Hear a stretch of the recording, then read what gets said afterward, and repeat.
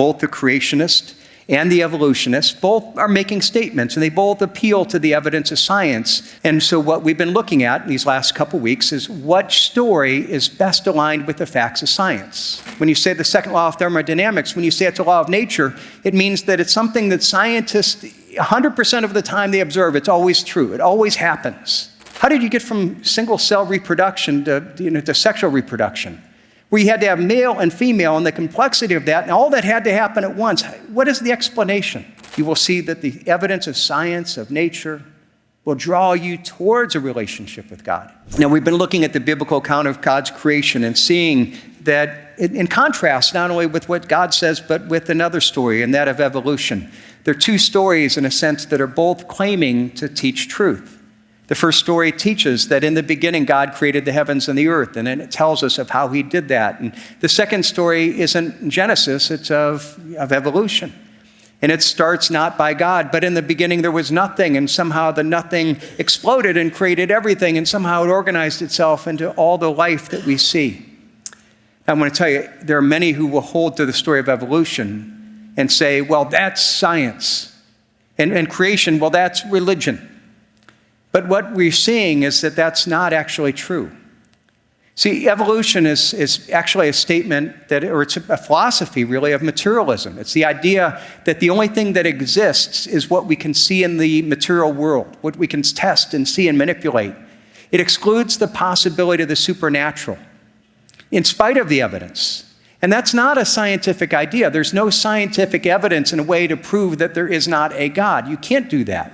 It's a philosophical assumption that's not just science, it's religious in nature, because it's making an assumption about where we come from, what's ultimate reality, and who we are, where we're going.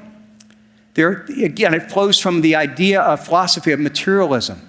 And it's all based on assumptions that cannot be proven to be true. And what we're seeing is that it's not only that, but it then requires leaps of faith that goes against logic and reason. Now, when we talk about faith, biblical faith is something that does go beyond what we can see.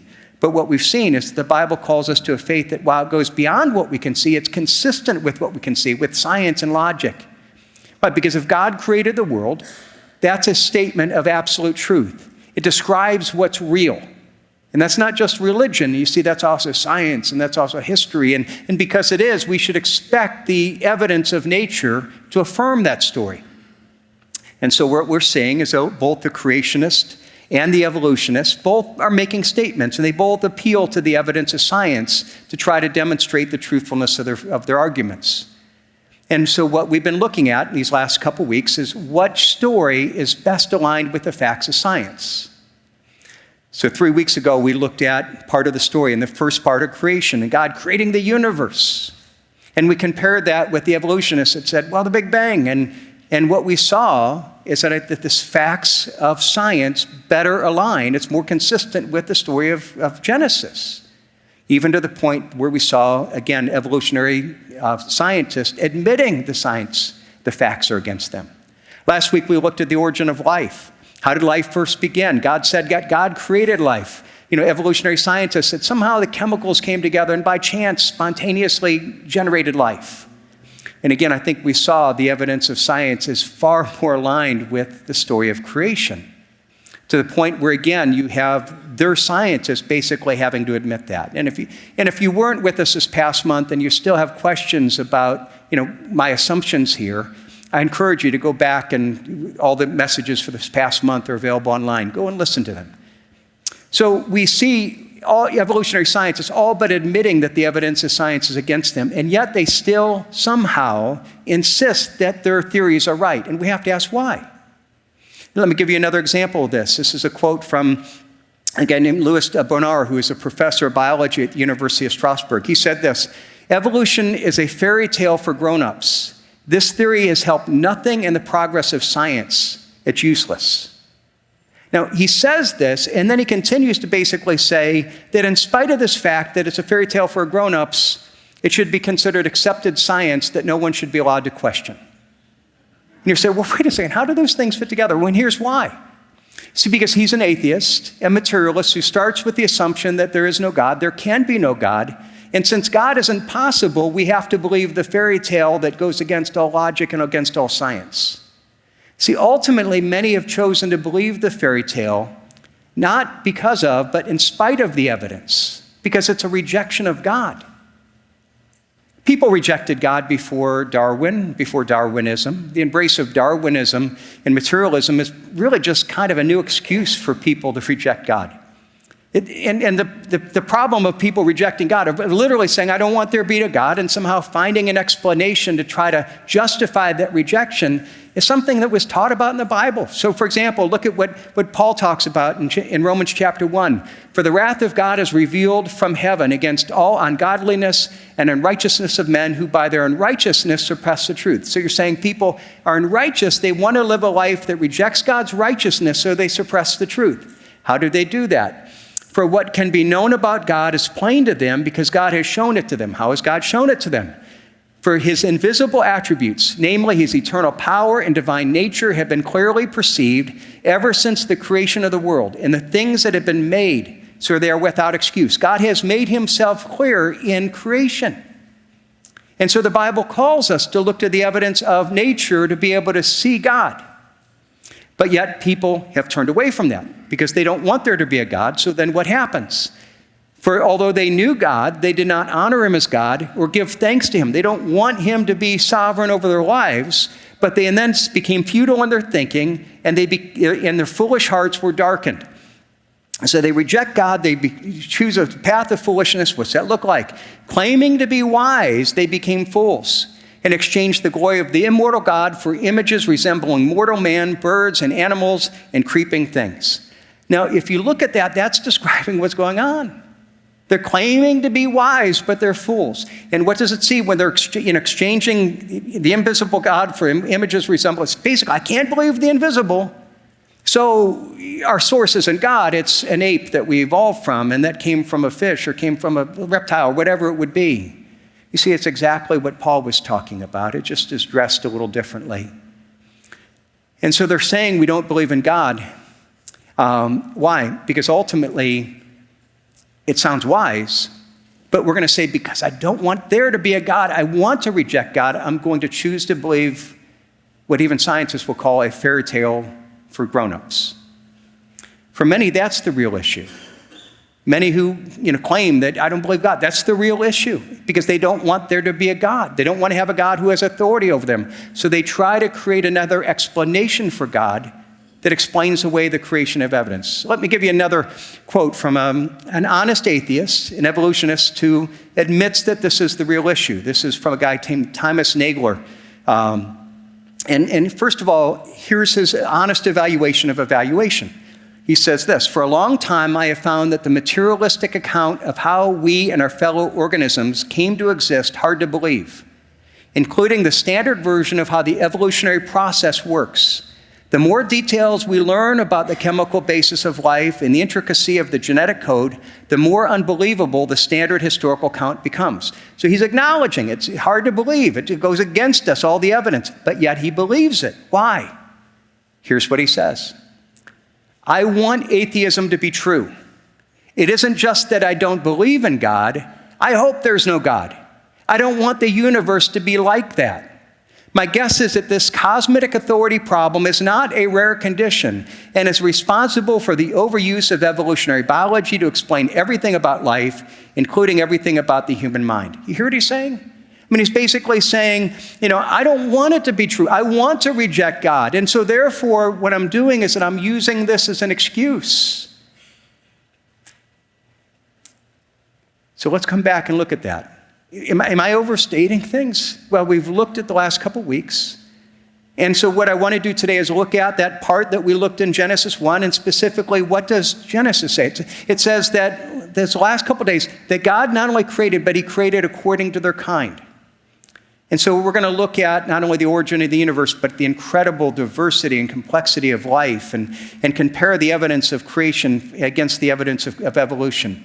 And again, we saw that in Genesis, every part is according to their kind.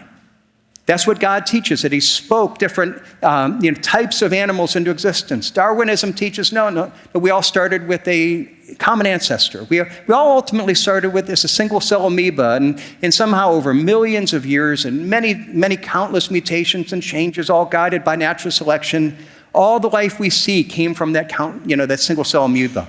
So let's look at the evidence. Okay, I'm going to do these very, very briefly. If you want to go deeper in any of these, please let me know. I'd be glad to share more information with you. Let me start with the evidence of what is referred to as the second law of thermodynamics. Now, you might say, okay, that's, it sounds really complicated. That's heavy science. It's actually kind of simple. The idea that the second law of thermodynamics, if stated very simply, it's that everything left on its own will, in time, move from order to disorder. And, I can give you a more complicated slide. It's all things toward entropy or towards randomness. They move from high concentration. Basically, everything moves from order to disorder. It becomes more ordered. Let me put it really simple. I found a cartoon that I think especially parents can relate to. You got a mom walking into a messy bedroom, and the teenager says, "Don't blame me, Mom. It's the second law of thermodynamics. I just sit here and goes from order to disorder. It's just the natural process of things." Now, that's a joke, but we know that in reality. Let's say if you had a home and you left it for 10 years, right? You have a small house, and over time, over 10 years, what happens? Does it evolve into a bigger house, into a hotel? Does it increase in order? No. What happens is if you leave any building for 10 years, over the 10 years, it's going to start to fall apart. It's going to move towards disorder. It's going to run down. It's going to naturally degrade. And that's the law. Everything in the universe, everything's degrading. That's natural unless we bring energy to it to bring order. It's a law of nature. When you say the second law of thermodynamics, when you say it's a law of nature, it means that it's something that scientists, 100% of the time they observe, it's always true. It always happens. All right, so remember that's a law of nature. Now let's compare two different stories and see which one aligns, right? The story of creation. The story of creation was, in the beginning, God created. And he created in perfect order. He created a world where he looked back and he said, it's good. It was perfect. It worked perfectly. And then what happened? Sin came into the world. And with sin came death. And not only death, but disorder. And so what we see over time is that we see the effects of sin bringing decay and bringing death and disorder to the world. That sounds a lot like what we see in nature. Now, on the other hand, you have the story of evolution. And the story of evolution says, well, in the beginning, you had chaos. It all started with an explosion, so you had total chaos. But somehow out of that chaos, the nature somehow organized things into all the incredible beauty and distinction that we see in the world today. Somehow because of the law of the survival of the fittest. Now, which one of those match up with what we know? If everything moves from order to disorder, what you see is the whole evolutionary theory is based on a theory that at the core denies what we know to be true by observation. A clearly established fact that everything goes from order to disorder is true 100% of the time, except here. Somehow, because of the law of survival of the fittest, which we don't really even know that's a law, but somehow through that, that results in increased order. Now, we've never seen it happen. That's never been demonstrated to be true, but because of this theory, we should totally ignore the thermodynamics, which we know to be true. Meanwhile, when you look at the story of creation, it totally explains it. It's totally consistent. Well, let's look at another area of evidence. Let's look at the issue of irreducible complexity. Again, that sounds complex. It's really not. It's a basic idea. See, last week we saw that Darwin himself gave us a standard by which we can evaluate his theory to see if it's true or not. And his whole theory is based on that you started life and it was very, very simple. And over time, through multiple mutations, one step out of a time, they added on each other so that we ended up with the complexity we see around us today. And in chapter 6 of his book, In the Origin of Species, he says this about evaluating his theory. If it could be demonstrated that any complex organ existed which could not possibly have been formed by numerous successive slight modifications, my theory would absolutely break down.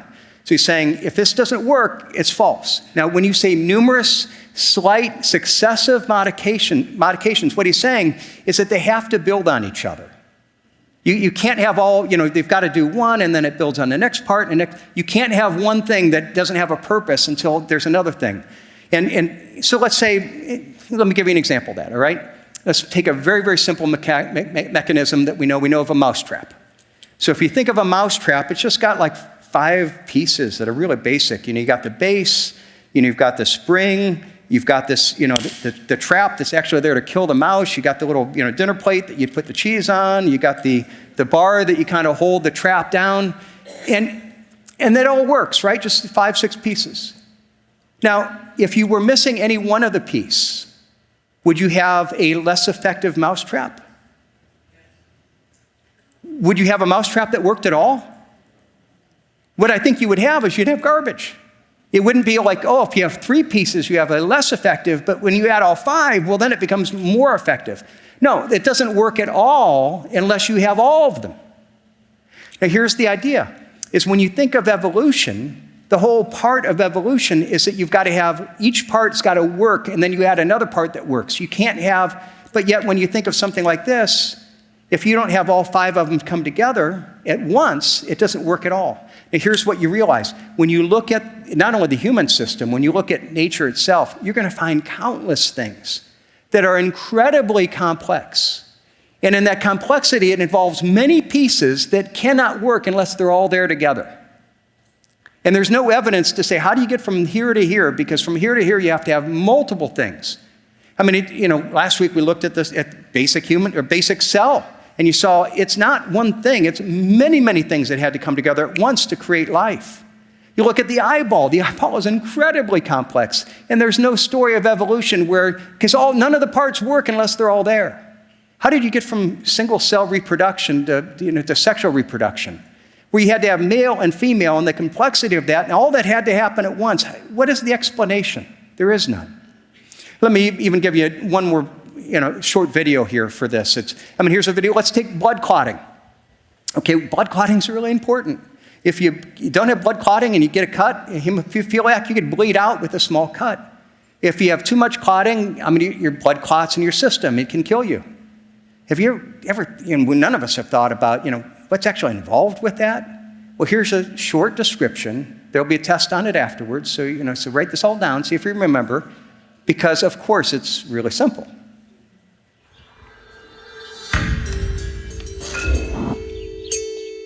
I cut my finger this morning, and it's bleeding. But if I put this Band-Aid on, it'll stop in a while. Did you ever wonder how it happens? Does blood just stop because that's what it's supposed to do? Why doesn't our blood clot before we get it cut? I guess we just die then, because all our blood would harden up and stop flowing. Did you ever wonder why? Blood clotting is a very complex process involving thousands and millions of triggers that have to act just perfectly with one another to create the final outcome. Let me see if I can tell you how this works. First, you get a little cut like mine. Imagine you're in my bloodstream. There's a bunch of traffic going on, and pretend you're floating around with a cajillion other red blood cells, all with oxygen backpacks. Everything slows down when you get near the cut. This is called vascular constriction. In short, your body limits the flow near the cut because it knows something is wrong. And of course, you feel pain. So, a protein in your body called fibrinogen arrives on scene. Fibrinogen is primarily responsible for stimulating platelet clumping. Thrombin essentially cuts off the ends of the fibrinogen. Platelets clump by binding to collagen. Upon activation, platelets release adenosine 5-diphosphate, ADP, and TXA2, which activate additional platelets, serotonin, phospholipids, lipoproteins, and other important proteins for the coagulation cascade. Activated platelets change their shape to accommodate the formation of the plug. Now, sorry, I digress. Anywho, this complex thing called the Stewart factor converts prothrombin to thrombin, thereby converting fibrinogen to fibrin. By the way, the Stewart factor wasn't active until it was activated by the Christmas factor. Okay, there's a lot more to this process, like this goes there and binding, receptor adapting, who knows what. It's very complicated. But the net result is a clot. Stops the bleeding, cut heals, clot dissolves, you're on your way. Isn't that neat? You got it? Ready for the test? I mean, how did the girl remember all that? But here's what I want you to see. You look at that, and we may not remember, but you see how complex that is? I mean, all those things have to be in place for blood clotting to work. And how did they all evolve at once? No. I mean, that goes against the whole theory of evolution. I mean, the fact of the matter is that clearly shows, again, that only happens by design. It does not match evolution. And another problem is that the fossil record, the evidence of the fossil record. And when you think, now, even before I mention this, I've got to go back to something we talked about a couple weeks ago. A lot of people, when we talk about evolution, we confuse two ideas. On the one hand, we have what is sometimes called microevolution or adaptation. That's where you have the ability for species to adapt. Again, you have dogs, you have all the types of dogs. Why? Because you have adaptation, but there's not a changing within species. The other idea is macroevolution or Darwinism. And that's the idea that you have adaptation, not only adaptation, but you have innovations. And so in a sense, you could say, macroevolution, or micro is, you have different dogs. One is that you go from a cell to dogs to apes to all these different things, and there's change. Now, here's what you need to realize. There's incredible evidence for microevolution. As Christians, we believe that. We believe that God created us with the ability to adapt. It's actually part of the beauty of his creation. But there's no evidence for macroevolution. Darwinism says, well, because there's microevolution, therefore we can assume that if, those changes are going to take place and we're going to change within species. And where that evidence should be most evidence is in the fossil record. We can't go back and say, okay, what actually happened? But you can see it in the fossils. And what they would, predicted, even Darwin, well, when we find enough fossils, we'll see all this evidence of changing from one species to another. And what we need to realize is that there has been none. They see a lot of, if you look at it, you see, well, there are some things that used to exist that are extinct, and you see a lot of adaptation within the species, so things have changed a little bit, but there's no evidence of one species changing from another. And again, this is what evolutionary scientists come to the conclusion of. Over the last 50 years, one of the most famous and aggressive proponents of evolution was the late Harvard paleontologist scientist Stephen Jay Gould. And he admitted the following: the extreme rarity of transitional forms in the fossil record persists as the trade secret of paleontology. The evolutionary tree that adorns our textbooks have data only at the tips and the nodes of the branches. So basically he's saying all this fossil tells us there's signs of adaptation. You see adaptation between the species, or of a species. But then he says, okay, that's all it shows us. And he continues, the rest is inference. However reasonable, not the evidence of fossils. In any local area, a species does not arise gradually by the gradual transformation of its ancestors. It appears all at once fully formed. So he's saying, all we have is the evidence of adaptation. The rest we're just making up. We have no evidence of it. We're just making it up because that's what we want to believe. And again, so we've got to see this all points towards creation. It aligns with what we have in Genesis. Last one we're going to look at briefly, the evidence of obvious design. We saw in the beginning of that video, you saw the incredible design of creation, the beauty of, and not only design of engineering, of all the things that are there. And we have a basic rule that we know true. When we see something that appears designed, that appears engineered, it's because it's the result of a designer and an engineer. If you walk out in the parking lot after the service, you're going to see a lot of cars there. They made up a lot of parts. And what we know, they were designed by an engineer. They were built in a manufacturing factory. How many of you would look out and say, well, this car is probably the result of a tornado going through a parts store? I mean, of course, it just pulled it together. And we laugh at that. That's silly. You say, no. But yet, that's somewhat of what evolution is saying. No, when we see design, we naturally understand there's a result of a designer, even something really simple. So let's say if you go by and you see this picture and you think, man, that couple were so lucky they were married and they just happened to walk by the beach where that just happened to happen by accident. No, you see those words and you know they're there by design. Or if you go to Disney World, you don't walk there and you say, I heard Disney was magical, but even the bushes grow to be like Mickey Mouse, and even they grow to be like Lightning McQueen. What a magical place. No, you know these were designed. It's obvious. There's not even question. And sometimes people say, don't we see design in nature? Well, sometimes you see the appearance of, you can look at a rock formation and say, well, I can kind of look, that kind of looks like a face, but that's a lot different than this. You see, we know that's design. That's ordinary reasoning. So when we look at creation and we see all the incredible design of nature, and we say, okay, does this look like accident? When we see all the engineering, does it look like this happened by chance? Or does our experience tell us, no, this always points towards a design, an engineer? It actually points to the story that we read in Genesis 1. So if we look at all of this, how do we respond? How do we respond to the evidence with a biblical faith? Because the response ultimately is one of faith. As we've seen, biblical faith is not a faith that goes against logic and reason. It should be consistent with logic and reason. But at the same time, it calls us to go beyond what we can see and what we can manipulate. The problem for many Darwinists, many materialists, is that they don't want to believe there is a God. They don't want to believe there's an authority outside of themselves. And so they start with this rejection of God and then somehow try to fit the facts into what they've decided to be true, even though it's a fairy tale. Let me go back to Romans. And what did it say in Romans? For though they knew God, they did not honor him as God or give him or thanks to him, but they became futile in their thinking. And in their foolish hearts they were darkened, claiming to be wise, they became fools. They start with the rejection of God, and then it leads to this rejection of truth. One last quote here from, this is from a guy named Richard Lewontin, again, a leader in evolutionary biology. And listen to what he says. This is where you see it all play out. He says, our willingness to accept scientific claims that are against common sense is the key to understanding the real struggle between science and the supernatural. You get what he's saying?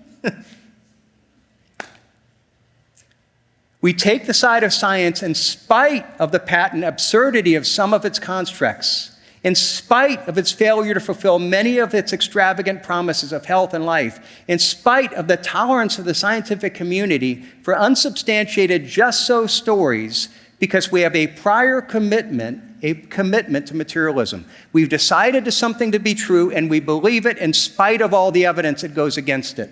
He continues, it is not that the methods and institutions of science somehow compel us to accept the material explanation of the phenomenal world, but on the contrary, that we are forced to, by our priori adherence to material causes, to create an apparatus of investigation and a set of concepts that produce material explanations, no matter how counterintuitive, no matter how mystifying to the uninitiated.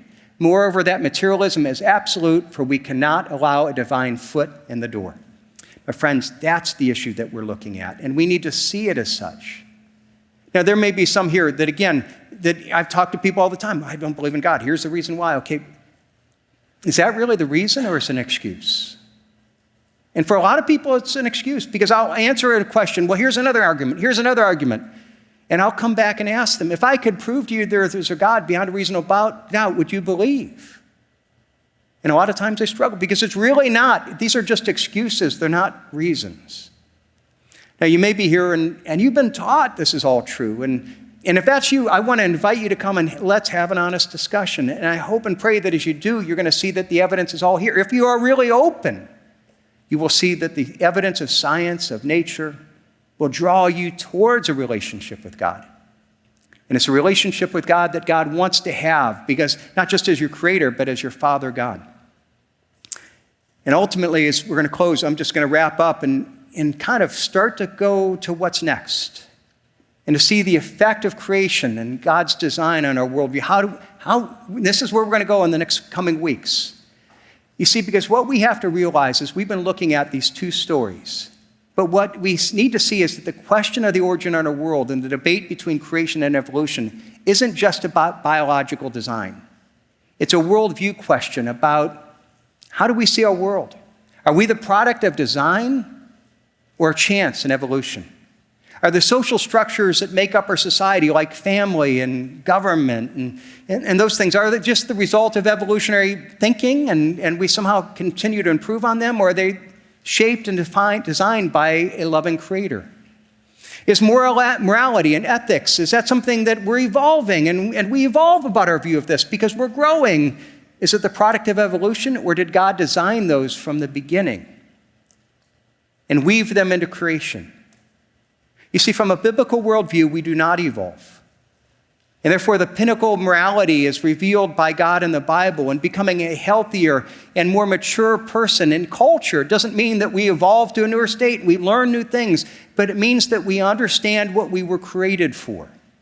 Let me give you an important principle just to kind of close this off. If creation is true, then our greatest health and our greatest growth is realized not by evolving to a higher state, but by understanding and aligning ourselves with the way that we were designed. Understanding, this is God's design. How do I align myself with that? And what we're going to see in the coming weeks in Genesis 1, 2, and 3 is that it all lays out, this is God's design. This is how I wanted the world to work.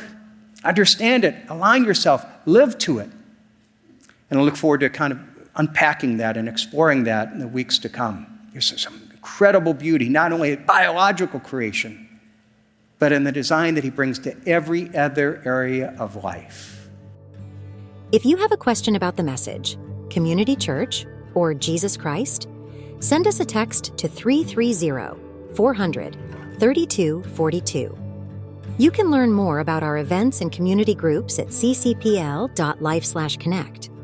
There you can also send in a prayer request. We would love to pray for you. Have a blessed Lord's Day, and we'll see you on Sunday.